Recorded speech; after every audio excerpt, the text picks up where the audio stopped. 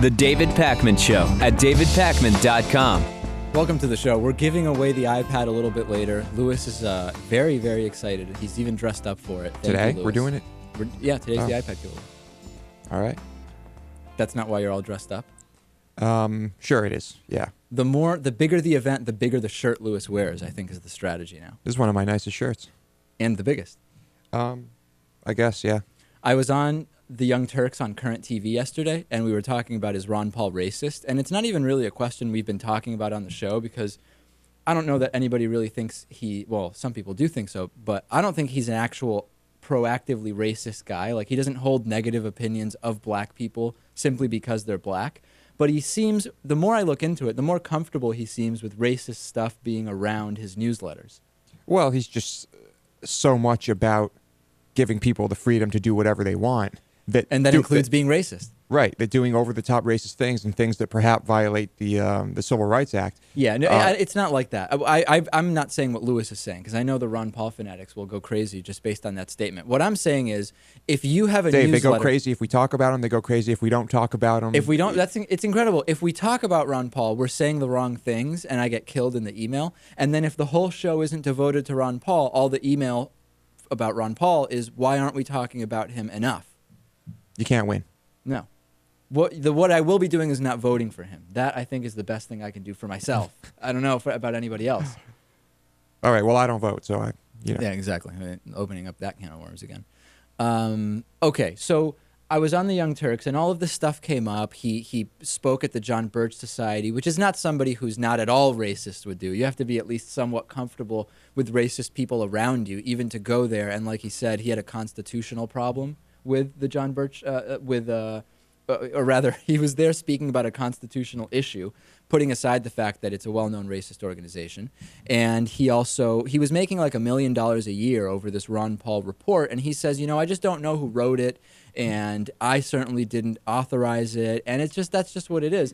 Since when is that okay? I mean, since when is it okay to run $1 million a year newsletter and just to say, I don't know who's even writing this stuff? I couldn't tell you who wrote that. That doesn't really make any sense. Just a little irresponsible. Is that what you think? Yeah.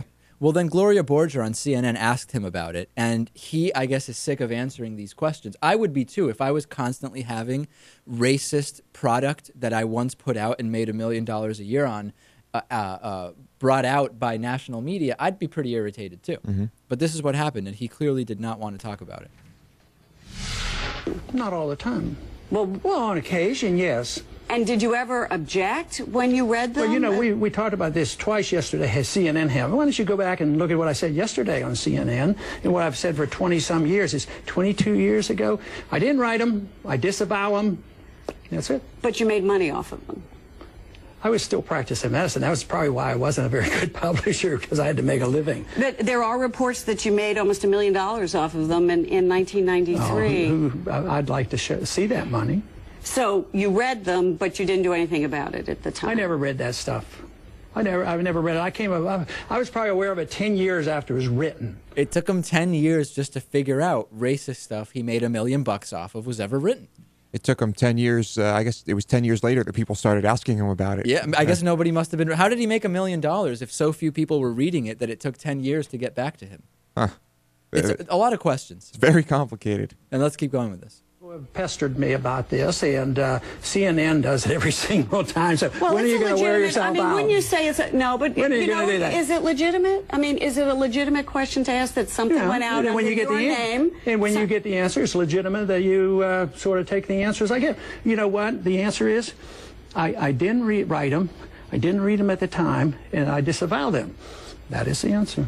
Well, it's just a question. I mean, it's legitimate. It's legitimate. These things are pretty incendiary. Because of people like you. No. Come on. Some of the stuff was very incendiary. All right, so now he takes his microphone off, and he's basically saying the only reason anyone cares about racist stuff that presidential candidates have done is because of Gloria Borger. Gloria Borger, incredibly, is responsible for all discussion of previous racist materials being put out by candidates.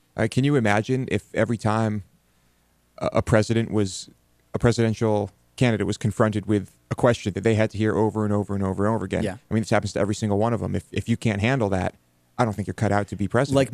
Like Willard Mitt Romney said the other day, if you can't handle the little amount of heat that's in the kitchen now, just wait until the kitchen is Obama and it's hell or something like that. He had some kind of very interesting. Well, I mean, I guess that makes sense, especially in Ron Paul's case here, right? That's how it seems. I guess so.